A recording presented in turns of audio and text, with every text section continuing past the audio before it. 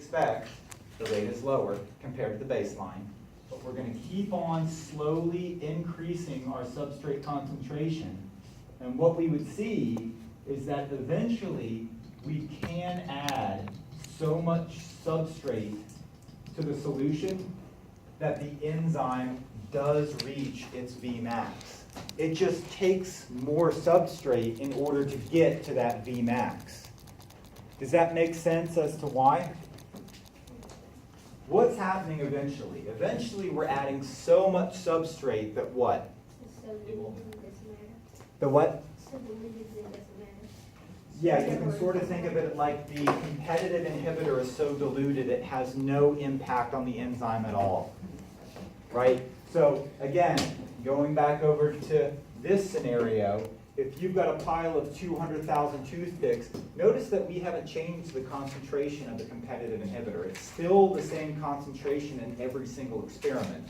So if you have a pile of 20,000 toothpicks and there are 20 paper clips in this pile, do you think that there's a good likelihood that you're never going to even ever pick up a paper clip? Yeah. Yes. And that's exactly what's happening here. The probability of the substrate hitting the active site at these concentrations is so overwhelmingly high that the enzyme virtually never interacts with the competitive inhibitor, at least initially, right? That's all we're measuring here is the initial rate.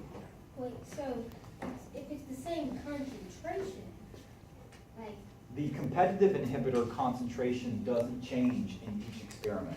So Only thing that's changing is the substrate you concentration. mean the amount, not the concentration. Because if the concentration was the same, let's say it's 1/2 concentration, it's like half of the thing is concentrated in this, then half... Well, if you're talking about the relative concentration, Yeah, well, I'm not talking about the oh, relative, I'm okay. just talking about like the molar concentration of the inhibitor in the solution. Okay, you meant like that. Yeah, I'm not talking about ratios, but that's a good point that you bring up. Yeah, what I mean is here, this is molar concentration.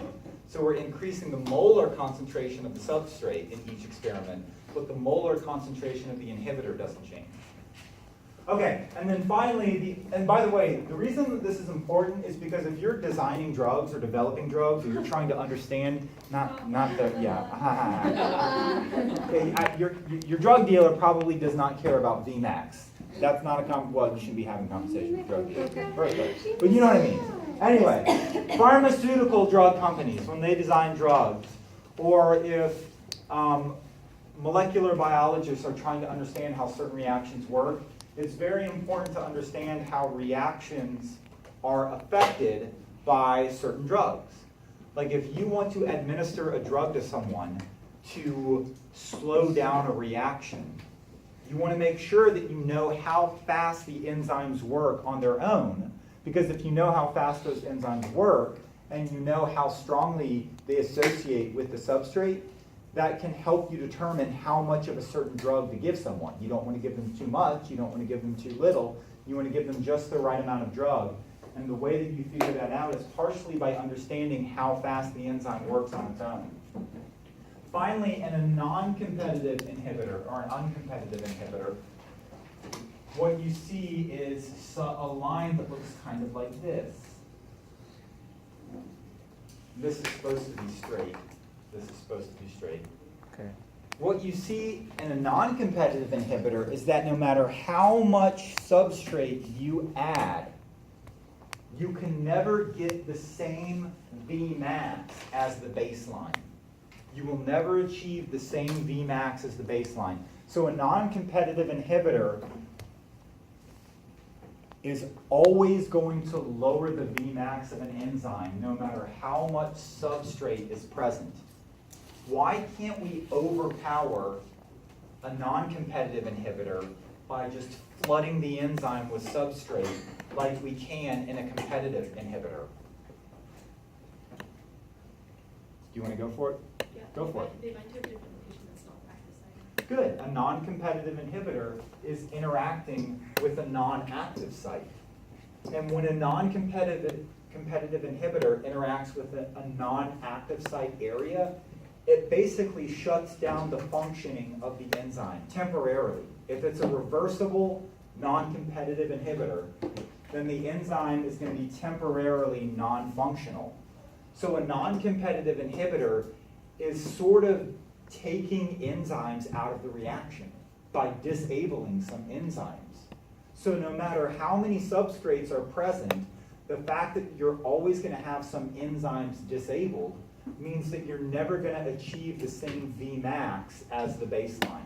What's up? Would this only work to an amount? Like if you had one inhibitor and. Oh, yeah, absolutely. But you're never going to be working like in a lab, or again, you're never going to be working with just one molecule of an inhibitor. Mhm. Now, again, that's important because it gives us an idea of, number one, how strongly the substrate binds to the enzyme. And number two, it tells us exactly how much of an inhibitor should we expose to a system to slow down the reaction. Let me see if you guys can figure this out. If I have two enzymes, and one enzyme looks like this, another enzyme looks like that. Which enzyme, the black one or the red one, do you think has a higher or a better ability to grab onto the substrate and break it down? Why do you think the black one has a better ability to grab onto substrate and break it down? Is it because if it's grabbing onto the non-competitive inhibitor for that long, then wouldn't it be able to grab onto other things for that long? Well, in these two experiments, we're not introducing any sort of inhibitor. It's just two different It's baselines. because it's going up and faster. Okay, so, and does anybody want to add to that? Hang on, Sid, you want to add to that?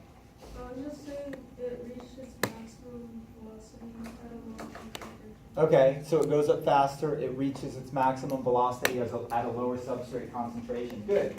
And that's basically it. You need very little substrate to get this black enzyme working as fast as it can, which means it's grabbing onto those substrates really well and breaking them down. This red enzyme does not grab onto substrates well at all, which means you have to flood that enzyme with substrate to get it finally working to maximum capacity. So this is another reason why these plots are so informative, is because it tells biologists or chemists or even physicists who are studying the physics of the molecular world, it informs them how much affinity an enzyme has, affinity, or how much the active site likes the substrate. And when I say like, what I really mean is just how strong are the bonds between enzyme and substrate, right? If there's a really strong bond between enzyme and substrate, then any sort of collision into the active site is going to keep that substrate there. Okay, let's see if you guys can answer this question then. Whoops, that is a not what I was wanting. That's awkward. Awkward, okay. Okay, this looks terrifying, but I promise it's not.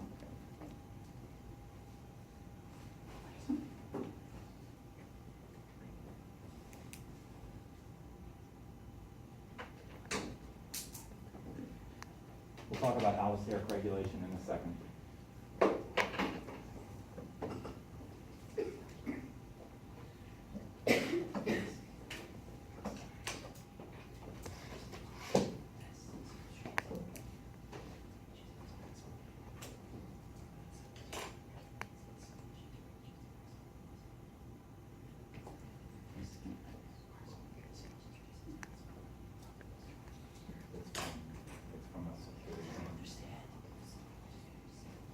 Yeah, you can go. You can get close. Just no pictures for this one, guys. Oh, sure. Oh, Sam. Just have to make the video classifying. You just compare the black circle to the white circle. 5 compared to, what do you think that is? 1/2 or 0.5? Okay. So 0.5 times x times what number equals 5? 10. So the correct answer for this, they would accept any number between 10 and 15. Whoa. The reaction is 10 to 15 times faster here compared to here. So again, one of the things that they're trying to figure out when they give you this AP exam in May is, can you take something that looks seemingly complicated and maybe a little bit intimidating, and can you figure out what it is they're trying to ask? Because this is really a simple graph interpretation question that's being dressed up as a scary looking question. And it's really not, if you can figure out what it is they're asking. Or if you can prevent your eyes from glazing over when you see these big words. Because they will use big words on the questions, and that will look intimidating. But I promise that the big words are there only to intimidate you. Why do they do that? That's mean. Because you shouldn't give up on a problem just because it looks difficult. That's what College Board wants you to develop when you walk out of this class. They don't care that you memorize all of the vocab. They want you to be problem solvers and not intimidated by complex looking issues. They want you to try to figure it out. Okay. Okay. Last thing we have to talk about before chapter 8 is closed. What would the number be without?